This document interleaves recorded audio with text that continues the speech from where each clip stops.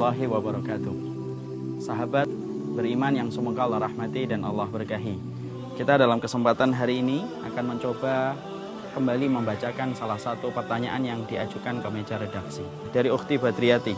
Beliau menyampaikan bagaimana menasihati orang tua, karena sesungguhnya menasihatinya kita khawatir akan menyinggung perasaannya. Maka sebelum kita menyampaikan tentang apa yang harus kita lakukan ketika berhadapan dengan orang tua kita harus mengerti betul.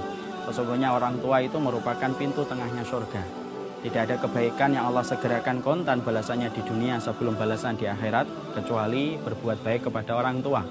Dan tidak ada kejahatan yang Allah segerakan balasannya di dunia sebelum kejahatan itu dibalas oleh Allah di akhirat, yaitu kejahatan kita kepada orang tua. Tetapi ketika kita ingin mengharapkan kebaikan dalam diri mereka, maka ingin saya sampaikan dan ingin saya tekankan, jangan pernah kita mencela kegelapan tanpa kita membawa lentera. Inilah perkara yang harus kita sadari bersama sebelum kita berhadapan dengan orang tua, sebelum kita memeluknya dengan hidayah yang ingin kita sampaikan kepadanya. Banyak anak dalam fenomena hari-hari ini, mereka ingin mengharapkan orang tua itu instan memahami apa yang dipahami oleh sang anak.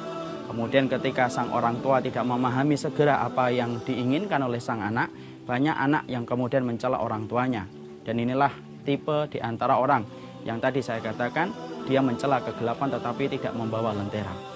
Ketika kita tidak ingin menjadi bagian dari sifat yang semacam itu, yang harus kita lakukan adalah yang pertama, sebelum kita membuka pintu hidayah dan mengetuk pintu hidayah kepada orang tua yang kita cintai, pertama, berdoalah yang banyak di waktu-waktu yang mustajab.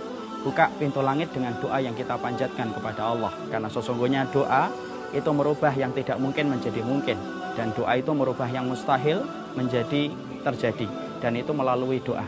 Berapa banyak ketika kita mengharapkan kebaikan tetapi kita lupa untuk berdoa kepada orang yang kita cintai supaya hidayahnya dibuka oleh Allah Subhanahu wa taala.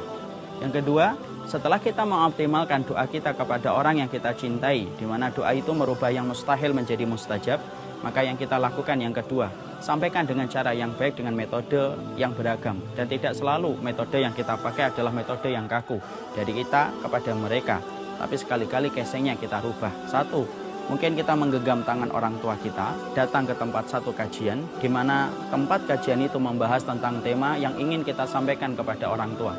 Ibarat kata, pinjamlah kata dari orang yang lebih solih untuk menyampaikan apa yang kita inginkan supaya mengetuk pintu hidayah bagi orang tua kita.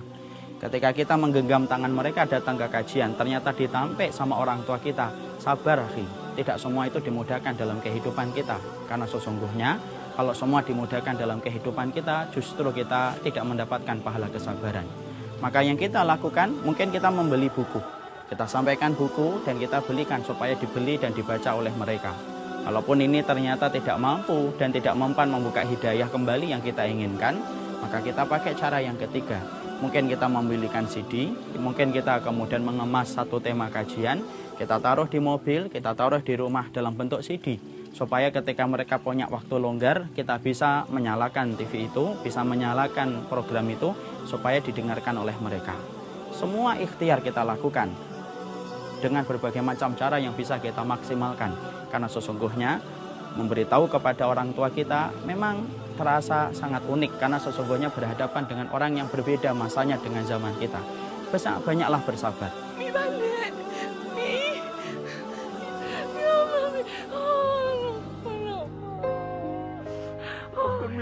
Maafkan Mima.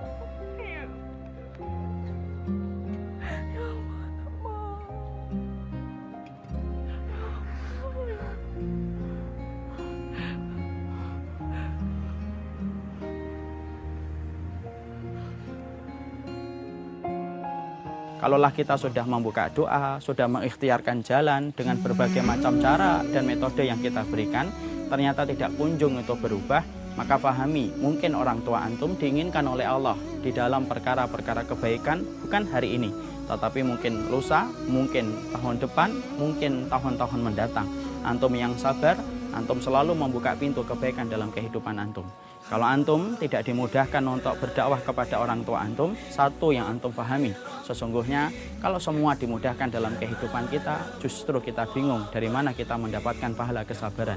Disusahkan kita menyampaikan hidayah kepada orang yang kita cintai, karena Allah ingin memberikan banyak pahala atas kesabaran antum dan kesantunan antum ketika mengetuk pintu hidayah dengan cara yang terbaik. Siapapun yang terbaik kepada orang tuanya, terbaik pula dia akan mendapatkan kebaikan dari putra dan putrinya. Barakallahu fikum. Doa saya menyertai, saling mendoakan dalam kebaikan. Assalamualaikum warahmatullahi wabarakatuh.